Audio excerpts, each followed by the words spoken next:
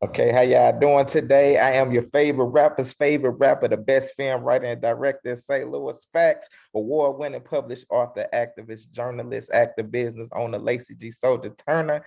And today we got a special guest, one of the greatest women that I know, who I just met for real, but I've been researching her. She's been a great advocate for a lot of things in this universe, in this world. She's been putting in a lot of work. We got Lumbie Mlambo up in this piece. Welcome to the platform. Thank you so much, Lacey, for having me on here. I'm excited.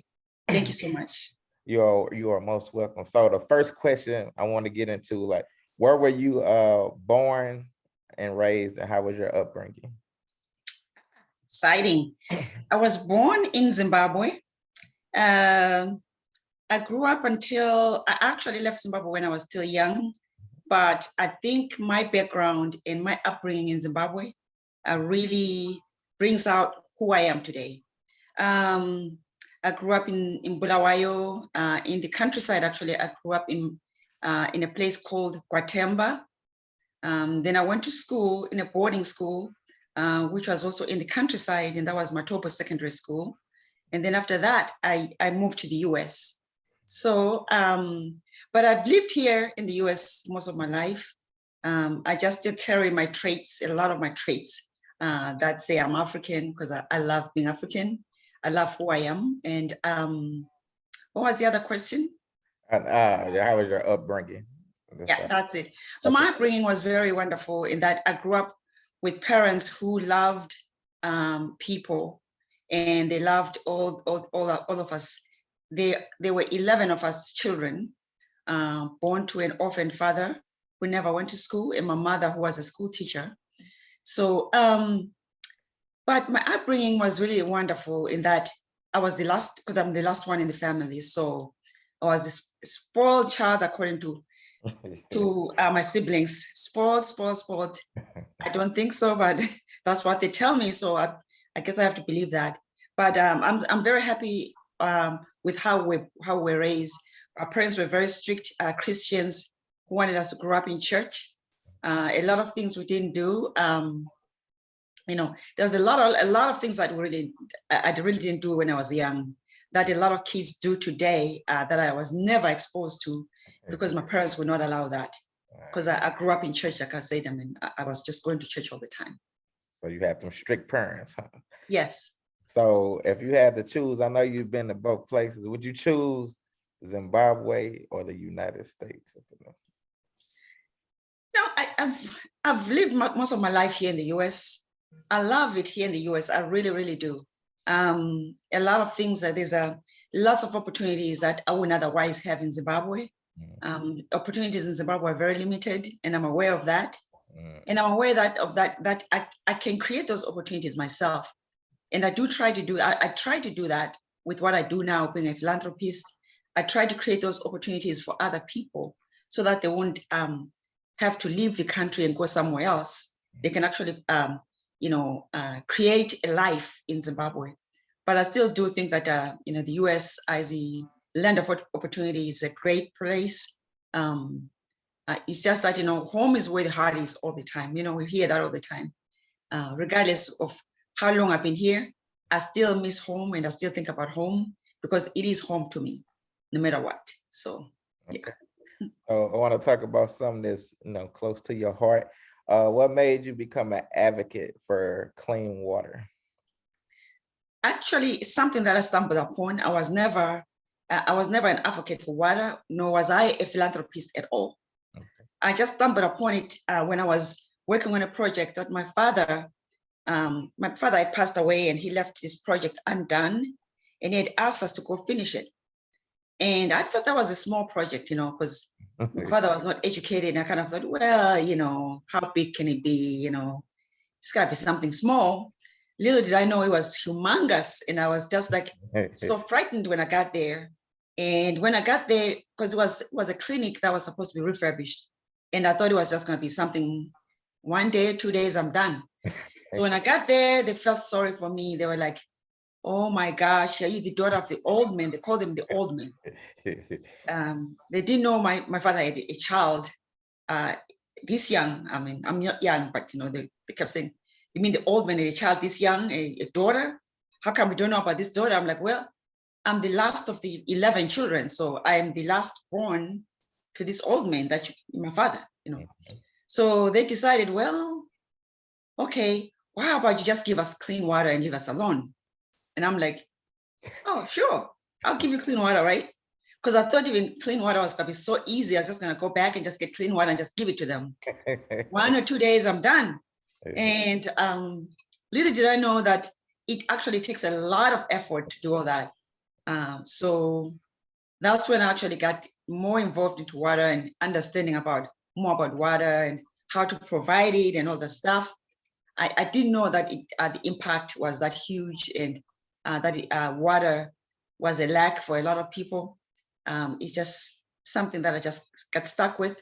And because I gave myself the task to learn more about water and understand the issues about water, it just got me stuck with water.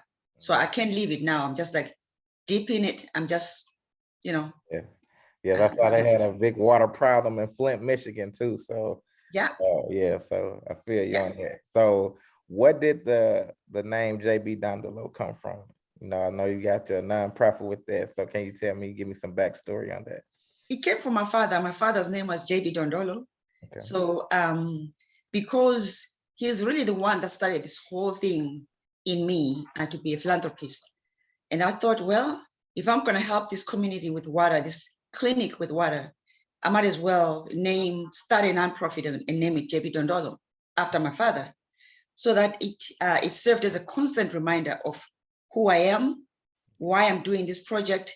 And every time that I feel like giving up, I have to remember that, you know, my dad would have actually done it no matter what. He would not have given up, you know, he would have pursued and just kept on thriving. So I gave it the name JBDolo, which means a cane or support, you know, a stick used for support, walking stick. That's what it is. That's what the name means, Dondolo. Okay. And I also saw that you are also an advocate for empowering women and making sure they live healthy and fulfilling lives. So can you tell me about that also? Yeah, so, you know, when you talk about water, then you're really talking about women's issues, because a lot of people that collect water, that are stuck with water, it's always women. Mm-hmm. Women also use more water than men. We agree on that, right? Correct. Yeah. It's a fact. Yeah. That is a fact. Yeah. So, and you know, so I found myself in this water thing, and I was like, okay, so mostly it's women that are impacted. They're the ones that are walking miles and miles away to fetch water. You never see men, you know, carrying water on their back. I mean, carrying water on buckets on their heads. You never see that. It's always women having to walk miles and miles. And I figured, well, you know what? So by providing water, I'm really empowering women, because if I can provide water and make it close to them and bring water close to where they live, they wouldn't have to walk so far. They'll spend less time collecting water and more time on themselves, improving their lives, you know, earning income, gaining income, earning skills, going to school, you know, doing, better things with their lives. Mm-hmm. So in a way, I'm empowering women. So I use provision of water for me is a gateway for women to get out of poverty. So that's why I'm empowering women. When I say I'm providing a clean water system for women, I really mean it, because it's really the women that are going to be impacted. Men are going to be there too, but they're not as much there as women, no matter what. So, but in the end, I'm empowering everybody, really. Yeah. The whole community, men, you know, transgender, all kinds of people. Yeah, I heard that she not biased. She do the men too. So yeah, I am. Yeah. So tell our viewers about the Music for Water song competition, because that's something interesting that I know a lot of people probably would love and want to be a part of. Right. So the Music for Water competition is a brainchild of one of my board members. Her name is Beatrice Davis. She came up with this idea to me, and I thought, well, you know, okay, you know, I didn't think big of it at first, but then when he started it, it just took off, and it was just very exciting. In that, what it is just really the music for water. Is that we're looking for a song that is water inspired, because we want to continue inspiring people to become advocates and to become humanitarians and to want to rally for support for water, because we know that a lot of people need water. Like we're saying, Fleet, Michigan, for example, our song is so inspiring. Our song, whichever song we find, is so inspiring and so powerful that it just moves you. When you listen to it, it moves you to do something. So that's what the Music for Water is. We look for a song that is water inspired, but also we benefit the musicians in that they get a one-time distribution deal with a record label called GMIR, which is Grand Mountain International Records. It's based in Germany. So it's a big deal because they get their music known and they get all that worldwide distribution.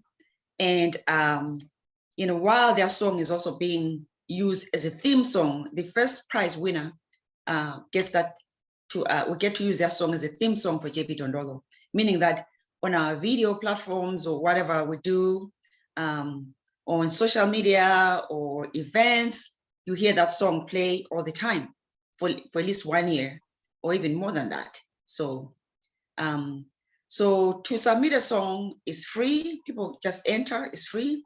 However, as you know, we are a nonprofit organization. If you like, please donate so that we can do more work, provide water for communities, boreholes and whatnot, a lot of things out there. So yeah. Okay, y'all heard that. So not only can y'all help the community, y'all can win y'all a record, distribution, get your music out there and support y'all. That's what it's all about. Support. I'm gonna enter into the song competition too, and I'm supporting. So make sure y'all do the same. Okay. So how can they submit their music? How can they support? So they go to jbdolo.org /music for water. So actually, if you just go to social media and just do @JBDolo, I mean, it will guide you there. It will give you the links that you can click on, so you can go to the website directly to that page. I just want to also mention that this year we are benefiting with whatever you guys are donating. We're benefiting a community in Skid Row, California. These are homeless people. A lot of them are women and young people, young girls. So we want to make sure that we provide the sanitary products, like hygiene products, because they don't have that. So we partnered, actually collaborated with another organization called Peggy Beatrice. They work on Skid Row and they do a fantastic job. You should see them in action. I mean, they're really, amazing and a very credible company. So I think just partnering with them is just a really big thing for us, in that we're able to get to that community faster, and they've been there. They're there all the time, so they know the community very well. So yeah. Okay. So please help. Yep, yeah, help. So I see last year you won the Mavericks Community Shining Star Award. You was awarded with that. Could you tell me about that? Yeah, so that was really like a surprise for me, because I didn't know that there was such a competition, and my name was thrown in the pool, and I just happened to be one of those people who won that Mavericks Community Shining Star Award, which was international, actually, for being for having a footprint internationally. So it's something that I value so much, and I'm grateful to Miss Vandela Menifee and also Kanti Suresh for their submission for me to be considered for that award, because I didn't even know about it. I mean, until I received the email, I was like, what is this? So it was really, I mean, the award is just beautiful. I mean, I really cherish that. So I'm forever thankful. Did you think it was spam? You was like, what is this in my email? Let me no. Yeah, I was like, what? In the morning, getting up in the morning, I'm like, what is this? And then receiving all the text messages along with that, I'm like, and the phone calls and everything, I'm like, okay, all right, this is good. Okay, so as you've been doing, your advocacy, what do you feel has been your greatest challenge while you've been doing this? Fundraising. Fundraising for our projects is the hardest thing ever. Because when you tell someone that you're fundraising, and you're raising funds for a project in Africa, oh, already you've lost them. Because nobody trusts anything. When you say you're sending money to Africa, Yeah. they're like, you're sending money to Africa? It's not like I'm sending money to Africa, because I'm not just asking for money, I'm asking for also like in-kind donations. So, I mean, who do you know that has water pipes? Who do you know that has even toilets and, sanitary pads, sanitary napkins and stuff like that? Things like that. Who do you know that can drill a borehole that maybe that is in Africa, that can drill a borehole, and who do you know that has like a solar panels, for our boreholes? So it's a lot to that. It's not just money. If you know somebody that has all those things that can actually donate supplies, that's good. I mean, I'm happy with whatever people give, because it helps us to do our job and get our job completed. We have so many projects. We have so much work to do, but very little funding. And I just wish that we could have more funding to get everything done, because I mean, people are struggling. There are a lot of people really are in need of water, just the basic necessity. Can you imagine? Just something so basic people don't have. Sad. So, yeah. What would you say, as you've been doing this, has been your greatest accomplishment? My greatest accomplishment has been providing the water systems and just seeing the look on those women's faces when they have the water. Some will really actually literally just cry because it's something that they never thought they would have.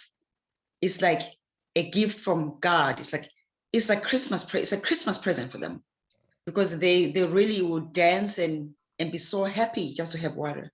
So that to me has made me feel very proud to see that I'm actually helping someone put a smile on someone's face. You know what I mean? Because otherwise that person wouldn't have that smile at all. So that to me has been the biggest, joy of my life. Just to see somebody happy and thankful. And people become so grateful just for water. And they will thank you over and over, and you just wonder, oh my gosh, I never thought anybody would thank me so much for water. For water. Why are you thanking me so much? It's like, wow, over and over, and they'll pray over me. And it's like a big deal. And to me, that's just like, I'm grateful, forever grateful, because those are blessings from God. And I'm just so grateful, very thankful. Okay. So what advice would you have for someone who wants to, change the world, start them a nonprofit and do the things like you've been doing? What advice would you have for those people? I would advise them this. One thing that I really, really enjoy is being a global goals ambassador. By that, I mean that I understand all the United Nations global goals, sustainable global goals, 17 of them. Understand how they interact with one another, how they cross over, and how you can also, whatever you do, knowing that whatever you do, if you're going to start something, a nonprofit or whatever organization you start, know that whatever you do, if you associate with any of those SDGs, Sustainable Development Goals, know that you can always partner with other people, because there's SDG 17 for partnerships. You can partner with other people, other organizations to grow their impact and your impact. And not just that, but maybe you want to start something in education. And what type of education is it? Does it advance gender equality, like, women's issues? Or does it touch on water, which is SDG 6? Or is it for cities and communities, all those SDGs, 11, 12, whatever SDGs, understanding the global goals and how your actions with whatever you want to start could impact that.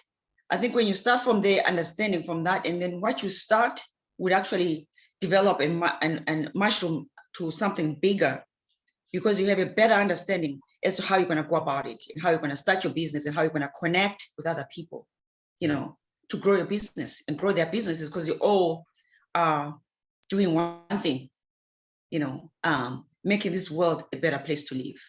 That's what it is. Look at that. Yeah, I see that. She over here dropping them jewels for it. So my question, do you have anything other than what we mentioned going on now or coming up? Yes.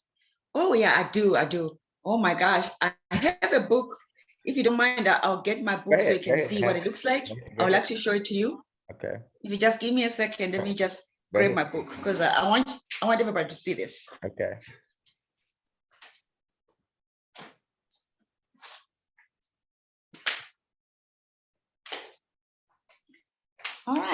All right, y'all.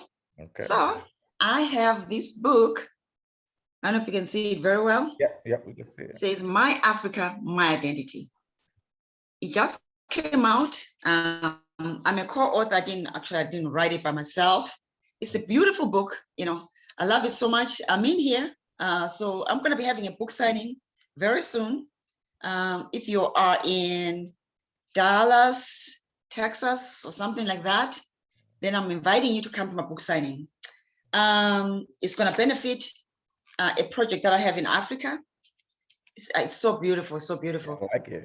That's me right here. There you go. Yeah, it's going to benefit a project that I have in Africa. You know, there's so many authors because all of them are benefiting Africa. But with this book that I'm going to be having, the book signing that I'm going to be having on the 22nd, I am looking to benefit my organization, JBDolo. I'm hoping to raise, out of the books that I have, 50 books, I'm hoping to raise enough for a borehole and enough for some toilets and water pipes. So I'm hoping that you guys can help me. Maybe you want to match the donations without getting a book itself. Maybe you want to donate something, $40, $50, whatever you want to donate. Any amount is welcome. So that's what I have going on. Where can they donate to? Okay, you can donate online at jbdolo.org by just clicking on the donate button. Yeah. Okay, good. That's a pretty book. So if y'all, yeah, it is pretty. Yeah. You said it on the 22nd. It's my very first book. It's on the 22nd of July. Yes, 22nd of July. Okay, it's my very first book ever. Okay. I've never written anything in my life. I only wrote one chapter, so I'm excited. Okay, so y'all in Dallas, July 22nd, make sure y'all go to the book signing. It's for a great cause. So my last question to you. So when it is all said and done and you are long gone from this earth, what is it that you want the people to know about you? I want people to know that, you know, I did my best. I was not perfect, but I did my best. For me, I never look for perfection. For me, good is perfect. And I want people to know that anybody can make an impact, can impact the world. And all you have to do is to realize that each person has a potential. Don't underestimate yourself. Everybody has a potential. I believe that I had a potential. Everybody has a purpose on planet Earth. We're all here for a reason, for a purpose. If you haven't found your purpose, find it, because your purpose is what's going to make this world a better place. You not acting or playing small is making us lose. It is making this world look worse. So that is my advice to you. I did my best. When I'm out, when I'm gone, I'll say I did my best. I did all I could because I am doing all I can, but I'm not perfect. That was well put. So make sure y'all listen. Make sure y'all go ahead and submit for the Music for Water Song Competition. It's for a good cause. I'm on the advisory board as an artist and an ambassador also. So make sure y'all support, and I appreciate you. Thank you, Lumbie, for giving me this interview. And you're doing a lot of amazing, wonderful things. We need more people like you to make the world a better place. And I think you're doing a remarkable job. And I just pray that everything continues to be successful for you.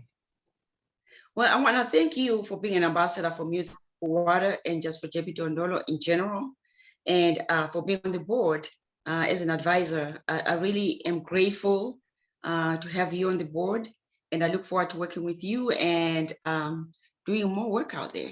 Thank you for giving us all this exposure and bringing light, bringing people to our organization to see what we're doing. I really appreciate that. No problem at all. And then I will let you, as soon as I finish with this, I will let you know when the article drops and we can promote it everywhere. Yay. Okay. All right. Thank you. I'll talk to you later and have you a good rest of the evening. Thank you very much. Have a good evening yourself. Okay. And a good weekend. You too. Thanks, everyone. All right. Bye-bye. Bye.